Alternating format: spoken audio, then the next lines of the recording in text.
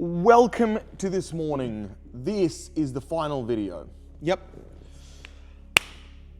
Today, this is the large video. This is the last time I'm speaking about the ex, and I'm going to give you the whole story, the whole situation, where I'm at, where we're going, how I'm processing this mentally. If you were here yesterday, I was obviously, again, in panic attack, just horrific, just so worried about her, but also feeling hurt, rejected, feeling not happy that the love is gone, but the love isn't gone, the love is there, but we can't be together. Just messy. So I sat, I processed, I journaled, I spoke to a friend, I kept going, and I watched everything sort of go around in my head. And here's the story. So hopefully my ex is watching this. If she isn't watching this, this is the video that I will explain everything that she needs to go through, everything that's currently the issues, what my involvement was, what my involvement wasn't. So the story goes really simple.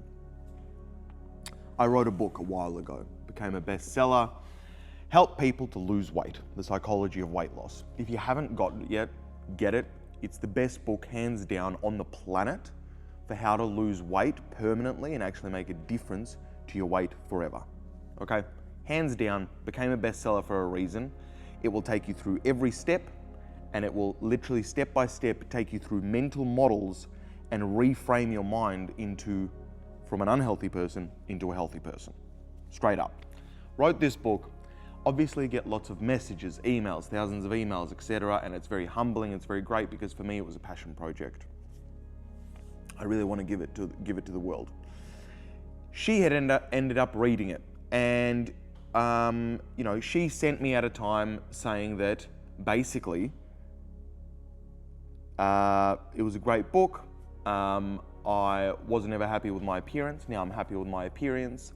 Now I'm beginning modeling, beginning OnlyFans, never feeling more comfortable in my body. Wow, thank you. I was like, awesome, wow, that makes me so happy because I've been there.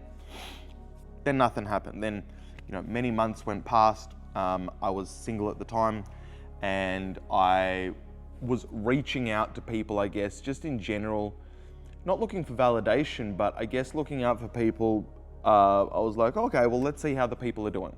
So I messaged a few people, how are you going? How is that? How's everything going? I've been seeing you're still feeling great. And we got into a chat, and my boundaries, when I talk about boundaries, to enter my life, it is very difficult. At least I thought, right? Meaning I have a lot of caveats, I have a lot of rules, not a lot of rules, I live it a very certain way. And my certain way has freedom, abundance, playfulness. There is no rules. If I'm not hurting you, if you're not hurting me, if we can communicate, we understand that life is fickle, we can just exist. As we got chatting, she seemed to meet a lot of my criteria. I loved her intelligence. I loved so many things about her. And every test that I'd put past, and I literally was like, hey, here's a BDSM sexual test, here's a personality test. Everything just came back, was like, wow, match. And then we started talking lots. Now, it was during this time that I started noticing something a bit off. And for me, my issue is that once somebody really likes me or I really like them, I begin to, I just didn't have strong enough boundaries. I had never felt this sort of love before, or connection at this point. But the red flag was every morning, she would send me a photo of herself saying good morning. Every morning. A couple of mornings it was cute. After every morning, I felt a bit trapped. I felt a bit like, whoa, it's like the moment I open my eyes, you must be the first thing I see. So what I experienced was, already in that place, was a slight bit of insecurity, and meaning like, I hope you still like me, think of me all the time, and lots of messages. Anyway, the age gap was large and it really wasn't a thing for me. Like, as in, I really didn't. I have been in age gap relationships the other way, like maybe 1 or 2 years younger. I've been with older, intelligent, like we kind of connect more mentally. She was 19, I was 32 at the time, basically. So, whoa, huge age gap. And I was like, this is off. She continues saying, well, I've dated older men. A lot of the time I prefer older men. And I'm feeling like, hang on, something's not okay, because like mentally, like, you know, I've been in that position, so I keep checking it around, but it seems to be all good. Anyway, she arrives. I ended up saying, come down to Australia. She flies down for a couple of weeks. We have a grand old time. In this time period, I noticed things that are a little off. We spend a week and a half of it sober, then a week and a half dabbling in some substances, which are nice, but also kind of just, I guess for me, I was combining in these 2 or 3 weeks just a lot of different experiences. I wanted to really feel like, hey, what's it like just exploring the world with you? What's it like having fun with you? What's it like being a bit debaucherous with you? What's it like sexually with you? What's it like on a human level to you? And so many things matched up very well. However, the red flags were very heavy. She had pierced her nose a day beforehand. She had not eaten for a week beforehand. There was just a lot of insecurity, but I was like, look, I get it. I'm this person, and I guess like you can be a little worried, and I sort of understand that. But basically, how our relationship transpired from there is she was insecure about herself in comparison to the relationship in the start. And what she did is to make sure that she wouldn't lose me. So there's a bit of anxious attachment, like, don't leave me. I'm gonna be everything you say. I'm gonna match everything you say. I'm gonna try beat it. I'm gonna be on your exact same level. Another way for that, and a person does this subconsciously, is they don't realize, is they lie. So after about a year of our relationship, after going through some books and some seminars, she really got confronted herself without me that she had lied about a lot of stuff. And she was very apologetic. She said, I understand if you need to break up with me, that's fair enough. I would break up with me. But we worked through that because I kind of understood, cool, I do understand where that comes from. But really the issue for her is, and this is where it gets weird, she was brought up in a family where you have mother, stepdad. Stepdad, alcoholic, confirmed himself. He confirms himself. Alcoholic, 20 years, heavy alcoholic, brain function, not high. Mother, emotionally unstable. She can probably confirm it. Maybe she is not aware at it. Have visibly seen her emotionally lose it in a household to almost kind of like that criminal level. You know when people like are so emotionally unstable that they'll knife you or they'll punch you? Kind of at that level. So I saw really, really deep trauma. And the trauma that keeps repeating herself for her is she always keeps repeating in herself that she can't receive that she's a good mother. And the problem is what her subconscious knows is that she screwed up in a lot of bits as a mother. Smoked during pregnancy, continues smoking in the house with infants and 10-year-olds, like doesn't care about anybody's health other than her own experience, is very much in her own head. It's not that she's a bad person. Traumatically, she's still seeking validation from humans, hoping that she's enough because she doesn't think it's enough. So she is consistently worried about her appearance, consistently worried about her family's appearance, and not other people. So much so that they don't have friends, they don't have, people can sense it and tell. because my partner was young and she grew up in that household, she modeled female relationships. So what she does is she's deeply insecure, is seeking validation and consistently thinks she's not enough because she didn't get the validation or the emotional support from her mother or stepdad at the time. Her biological father was out of the picture, also not a happy story, no male role models, all females and all direct females in her vicinity of her family, all single, all failed relationships, all bad. Like, the reality was when I observed their relationships, and you can tell a lot from people from their family, I really observed, especially in the younger years. Like when you're 40, you probably have changed, you've adapted, you've kind of designed your own life.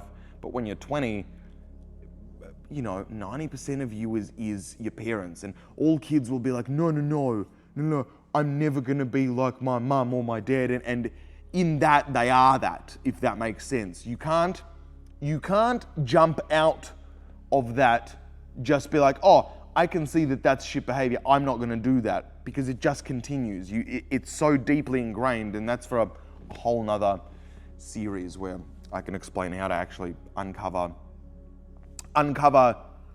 patterns and then design your life. Anyway, so the first step for my ex really is where I'm consistently giving love.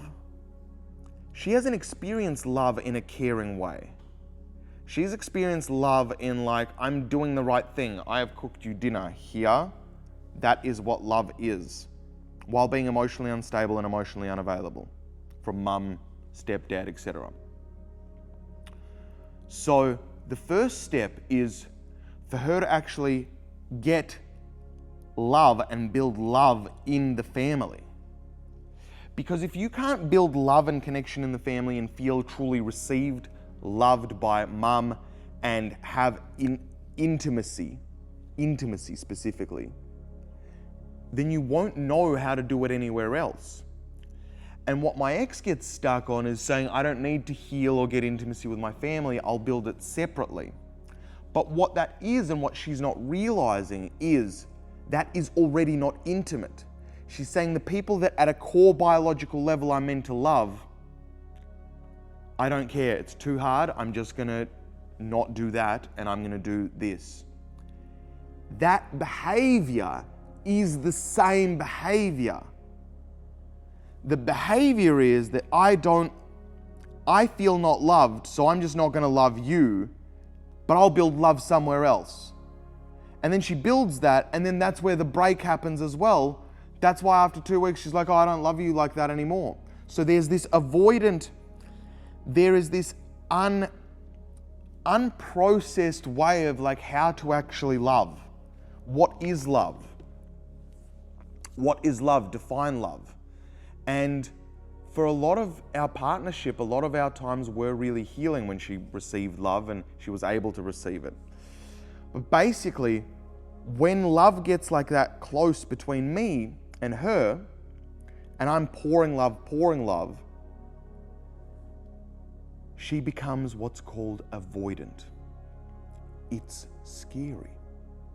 Because think about it, as a child, if you're growing up and you're experiencing love, but it comes with emotional dysregulation, it comes with like non-violence, I think, but close to, like really just nasty stuff.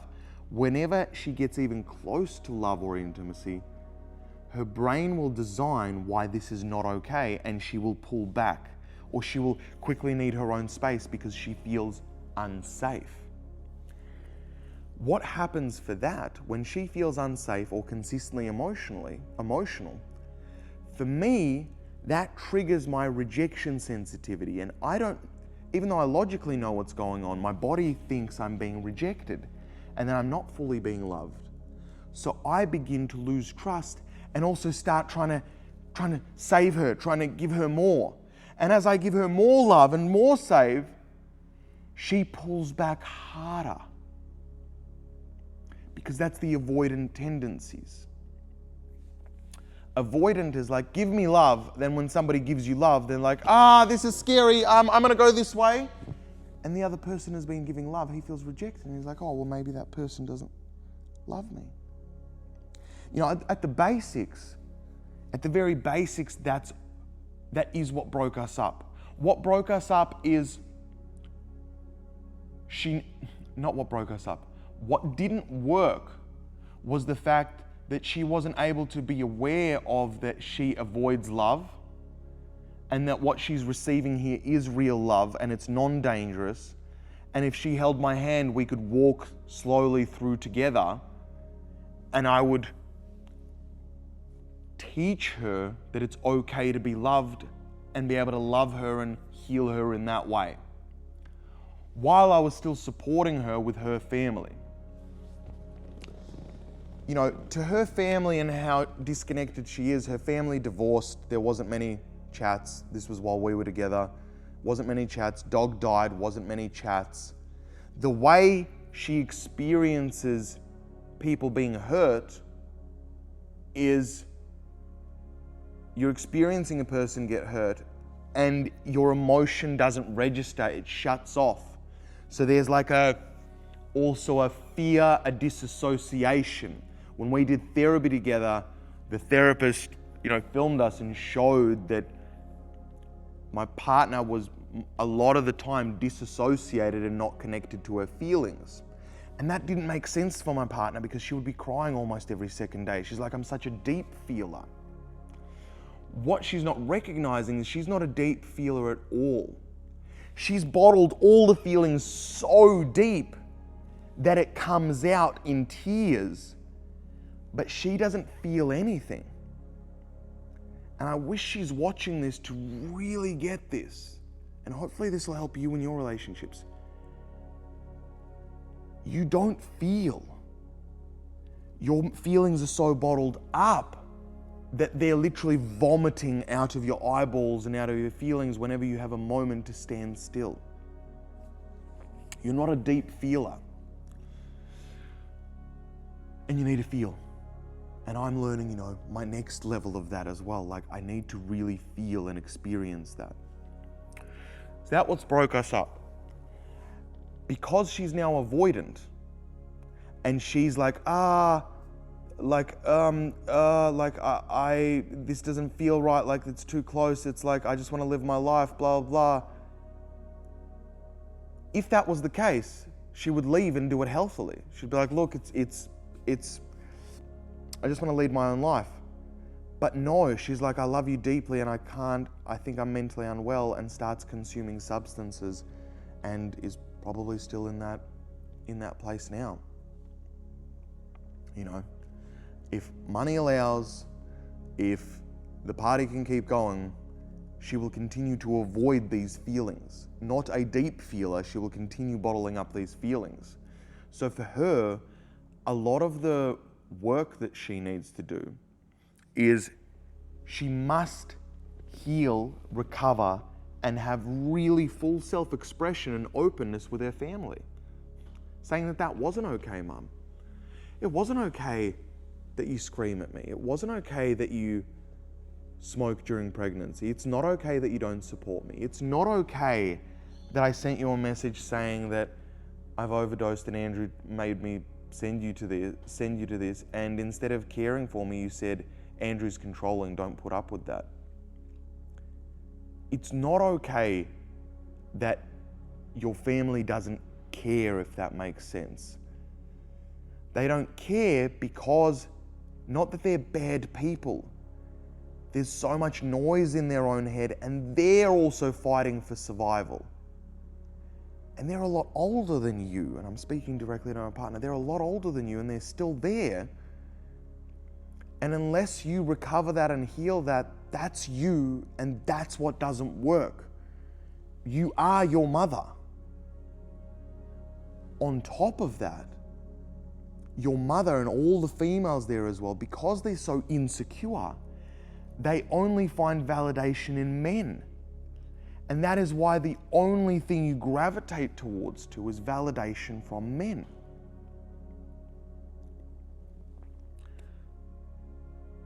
What I realized is that this is killing me. yesterday, I was like, this is killing me. I'm literally in a threat response. I analyzed everything. I wrote everything down. And I said, look, this person is nearly 21. She's an adult. I'm concerned personally about her usage, and I have told her immediate family, made her tell her immediate family, and I hope it's true, because there was a lot of distrust because she would hide things to seem better than what she was. So she was trying to be at my level instead of being like, hey, I'm not really at your level, I really admire you, let's do this journey together, you know? Of course you're not at my level. We're all at different levels, and even if we're the same age, we're at different levels. I might be working on this part of me, you might be working on this part of you, and it's a unison, it's together, but that's too high level to sort of even bring up. I messaged, so we found out that I didn't get the response that made me feel that she's going to be looked after from mum, grandma, stepdad. Cool. Contemplated obviously sending that to everybody that she knows, but I do have trust in her mind that she will stop and she probably won't die.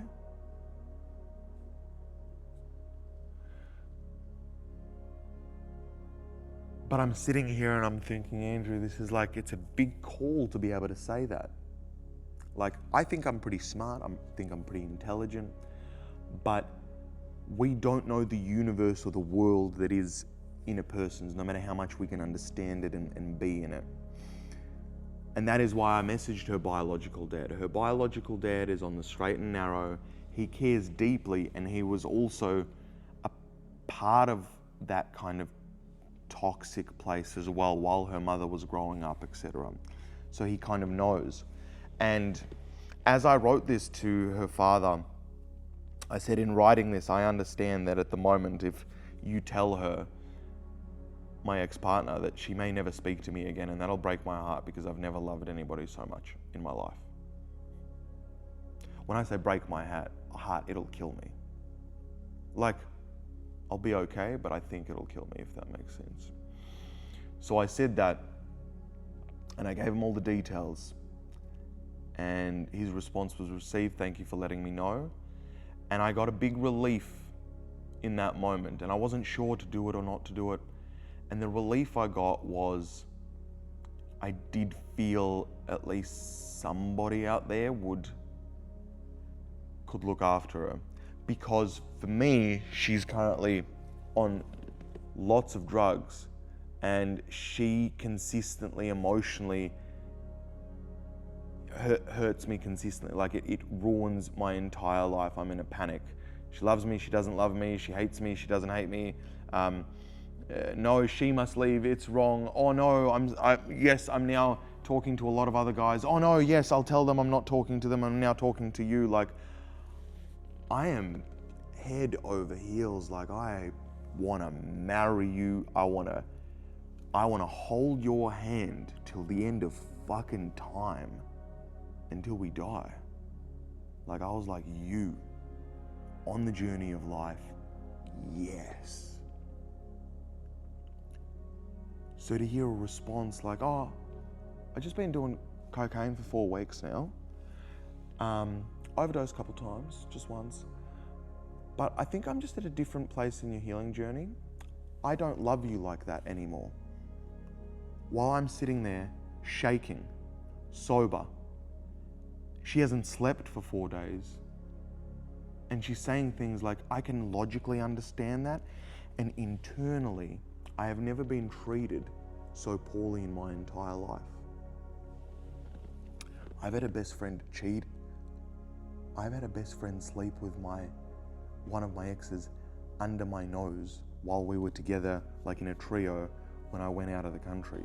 I've had horrific things happen to me. I have never been treated emotionally so poorly in my entire life, ever. Ever, ever, ever. And that's why this break has been so it's been so testing for me morally, because morally I know where this all comes from. And I am so on your team, and I want you to heal and I want you to succeed.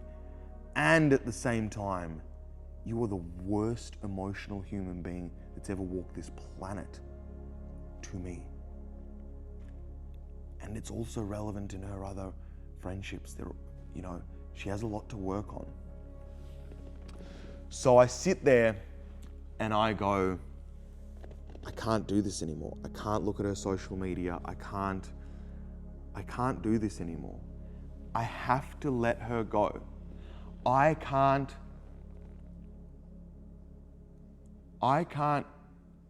not control her life. If I told everybody and said I was really worried, then everybody would say I was really worried, and she would pull back even harder, not from me, but from them. I can't make somebody learn their lesson, even if this lesson might kill them. So me personally, I have to let this go. For now. I've told her that she can talk to me when she's sober again for at least a couple of months. And that is where it's at. So I've blocked her off all social media. I was in a bad place over the last 2 weeks. I look at WhatsApp notifications or Instagram notifications, and I log in every 5 minutes, every 3 minutes to see when she's last online. And then I see online 3 a.m., online 4 a.m., online 3:30 a.m., posting a photo in like trashy clothes with sunglasses, clearly 4 a.m., high as a kite, while I'm shaking at home. And I'm hurt, I am just in a complete panic, closed up, breathing. I'm waking up and I'm speaking to a friend, which is a psychologist. I was like, do you think I need to go to the hospital? I was like, is this a panic attack, anxiety attack? I haven't experienced this. This feels pretty bad. So that's where we're at. Meaning, today, I am letting this go. I am letting this go. I am starting a new place. When I mean letting go, I love her deeply. I don't know what'll happen when she contacts me when she's sober. I don't know. I trust myself that at the time that she does contact me, I will be appropriate with how I am at the time and deal with whatever situations arise there. But for the moment, I'm killing myself over and over again. I have said to another man that I respect for her safety,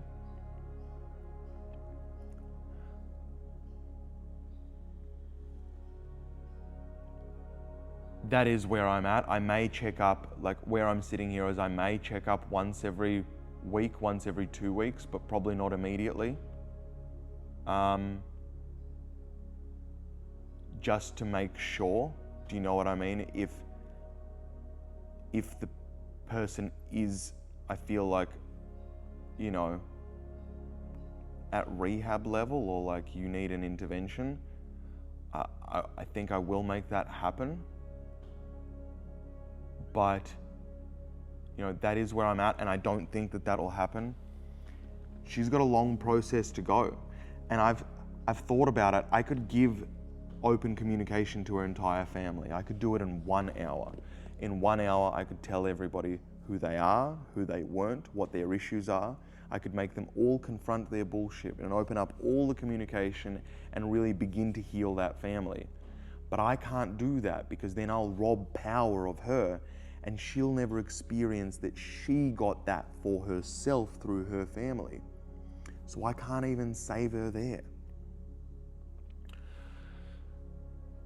So here I am. Here I am, vulnerable. It's like, no, I'm not. I am concerned that it will be difficult for me. and that is okay. But today is the day that it ends. She is avoidant of love. Whenever she avoids love, it triggers my anxiousness, and I stop doing what I'm doing and I try and be like, hey, what's happened? What's happened? Come back. Come back. I love you, kind of, in all other things, right? And then she pulls back even harder. And then she's like, oh, I don't know, maybe there's an issue here, maybe there's an issue here. And I'm like, okay, let's solve it. And I get more anxious and more anxious. I'm like, come on, like, let's love each other. And avoidance basically are fucked forever with love, because anytime they receive real love, they run away. Anytime they get love, they run away. So if they don't solve this for themselves, they're fucked forever in relationships. They'll forever look at other people and be like, why does everybody have what I don't have? She always used to say that. That's why.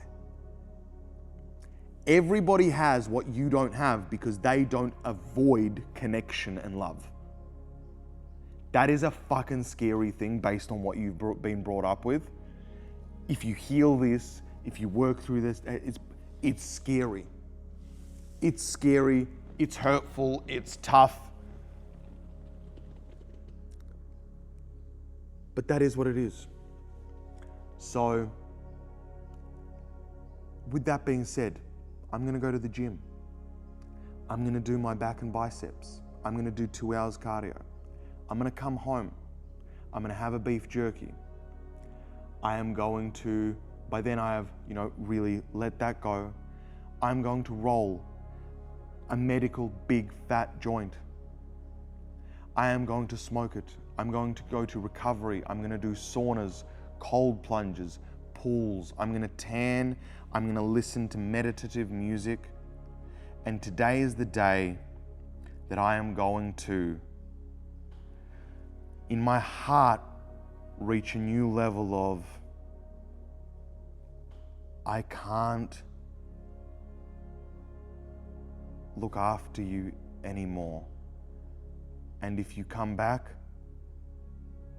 and I hope you do, wow, like, it's going to be incredible, and I love you so deeply, but I right now cannot any longer cause myself panic attacks. I can't. I love you, but I'm panicking every 2 minutes, every 3 minutes. I look at your face in a photo and my heart starts beating and I start like shaking. I can't do this for my health anymore. Thank gosh a friend saw this in me and they said, you're literally killing yourself. Like, are you able to get anything done? And I'm like, yeah, kind of, but not really. Even speaking about this right now, it's like it's already triggering that again. So I must, for the time being as well, because it's a good thing, maybe I just need a couple of months, I don't know, I need time to just not, but I need to let this go. And hope and surrender to whatever happens in the future. I need to let this go. No women. I'm not going to women. Don't think that I'm letting go, going to another woman. Women banned. Everyone, I'm out. I'm out. No. I'm still working on my things. If you remember, if you've been here for a while, if you haven't, by the way, you should be 100% subscribed. This is the realest journey you're ever going to see ever online. It's the realest, this is the real shit, and everyone's too much of a bitch to show themselves in like a bad place, a shit place, or whatever place because, oh, my identity, my importance, my ego. You built that fucking shit from the ground up. You were once a baby that didn't know shit and now you're something. Don't pretend you're something. Actually go through like, hey, I have tough days, man. Anyway, subscribe. If you've been here, rig number 1. Cash number 2, I'm scaling my business. And then 3, impact, singing, and we're going to a stadium. I don't know if I've ever shared that. The vision, which is very, very, very, very, very clear, is a stadium performance, a solo stadium performance, a packed out stadium solo performance. I've seen it in visions. I see it when I'm walking. I feel it. It's like, it's palpable. I know, I can almost see the microphone that I'm holding when I walk out.